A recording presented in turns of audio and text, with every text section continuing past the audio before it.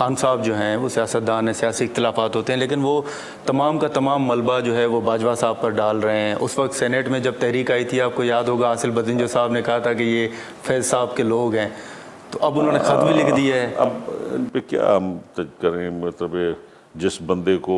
उठा के prime minister बना दिया गया, तो अब उसके जो जितने भी उनकी बातें हैं, अगर वो इतने नेक पाक क्लीन हैं तो आज भी फिर वैसे ही होंगे, लेकिन तजर्बा तो कुछ और हो गया है। तो उन्होंने तो कोई अपनी ज़हानत का या आला दिमागी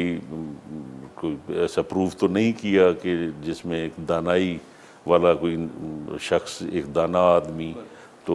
वो तो नहीं उन्होंने साबित किया अपने आप को। शाहिद खाकान अब्बासी साहब ने तजवीज़ दी है कि अगर जो खान साहब बातें कर रहे हैं कि उन्होंने आइन की और अपने हल्फ की खिलाफ वर्जी की है, तो वो आर्टिकल 6 का केस बनता है। तो आप भी समझते हैं कि बाजवा साहब के ख़िलाफ़ ये केस बनता है आर्टिकल 6 का, या खान साहब जो दावा कर रहे हैं वो दुरुस्त है? देखिए जी, आर्मी चीफ के ख़िलाफ़ तो आर्टिकल 6 आप क्यों लागू कर सकते हैं कि एक आदमी इतना हाई प्रोफाइल सीट है, और अगर उस पर भी आर्टिकल 6 लगता है तो फिर दुनिया को आप क्या दिखाएंगे कि पाकिस्तान का आर्मी चीफ भी मुल्क दुश्मन हो सकता है, जो कि नहीं हो सकता। हमारे सिस्टम में मुल्क दुश्मन आर्मी चीफ नहीं बन सकता।